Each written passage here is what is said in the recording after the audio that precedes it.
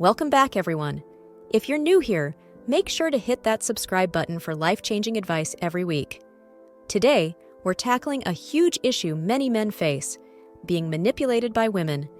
You're not alone if you've ever felt used, cheated on, or disrespected in your relationships. But have you ever wondered why this seems to be a recurring theme? It's not about luck. It's about recognizing the signs and knowing how to act on them. First, let's address the red flags. What are red flags, really?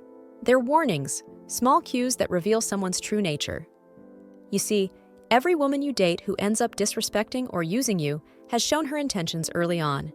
But here's where many of us go wrong. We choose to ignore these signs. Maybe she talks about her exes with contempt, or perhaps shows an unusual interest in your financial status over your personal qualities. These are her red flags waving right in front of you. Why do we ignore these warnings? It often comes down to self-esteem. If you're constantly impressed by someone's surface qualities like their beauty, you're likely to overlook deeper, more significant issues. This is where you need to ask yourself, am I valuing her looks more than my own self-respect? High self-esteem isn't just about feeling good about yourself. It's about valuing yourself enough to recognize who truly deserves a place in your life. Now, understanding this is one thing, but acting on it is another. Here's where setting boundaries comes into play.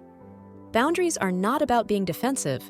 They're about having a clear sense of what is acceptable and what isn't. When she shows those early red flags, say dismissing your opinions or laughing off your concerns, it's your cue to communicate your boundaries clearly. This isn't about conflict, it's about clarity.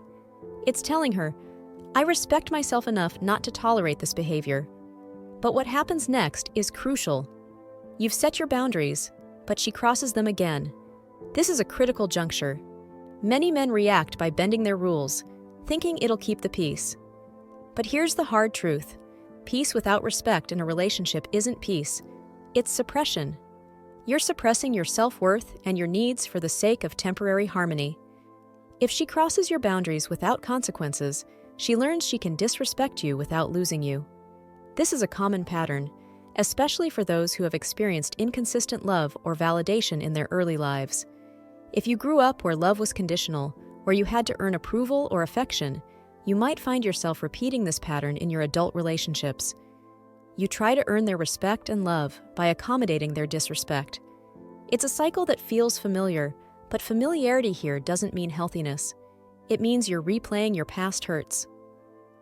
Breaking this cycle starts with you. It starts with self-respect. When you respect yourself, you attract individuals who respect you too. You set the standard for how you should be treated. So, when she crosses a boundary, your response should be firm. You withdraw your presence, not out of spite, but out of a need to honor your self-respect. You don't need to create drama. You need to create distance until the respect is restored. This shift won't be easy. It requires you to stop rewarding bad behavior. If she disrespects you, and you respond by buying her gifts or begging her to stay, you're reinforcing the very behavior you wish to eliminate. Instead, show her that actions have consequences.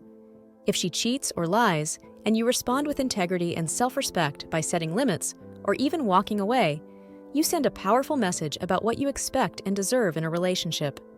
Remember, the goal here isn't to change her. It's to respect yourself enough to either have a relationship that builds you up or to walk away from one that doesn't. And trust me, when you start respecting yourself, when you start expecting and enforcing better treatment, the dynamics of your relationships will change. You will start attracting women who respect and value your worth as much as you do. So, what's next? Start by observing how you react to red flags. Work on your self-esteem. This could be through personal development, therapy, or simply saying no when something doesn't feel right. And remember, don't rush. Take your time to know someone before you dive deep. If you enjoyed this video and found it helpful, hit that like button, subscribe, and share it with someone who needs to hear this. Drop a comment below if you've experienced this and tell us how you handled it. Stay strong, stay wise, and I'll see you in the next video.